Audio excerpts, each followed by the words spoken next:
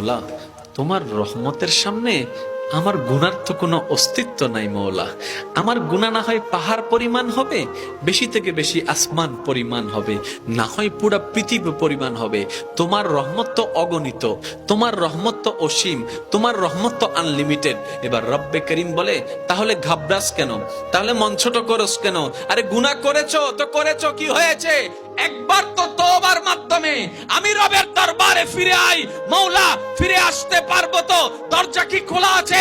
রব্বে করিম বলে, মরণের আগ পর্যন্ত, কিয়ামতের আগ পর্যন্ত, সূর্য পশ্চিম আকাশে ওঠার আগ পর্যন্ত দরজা খোলা আছে, দরজা খোলা আছে, দরজা খোলা আছে।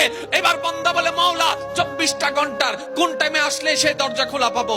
রব্বে করিম বলে, আরে ব্যাংকের দরজা খোলা থাকে নির্দিষ্ট সময়ে, অফিস আদালতের দরজা খোলা থাকে নির্দিষ্ট সময়ে, এমনকি ঘরের দরজাও খোলা থাকে নির্দিষ্ট সময়ে, এর বাইরে যাই না। কিন্তু তোর রবের দরবার এমন একটা দরবার, 24টা ঘন্টার যেই কোনো মুহূর্তে তুই আসবি, তোর রবের দরবার তোর জন্য খোলা থাকবে। সুবহানাল্লাহ।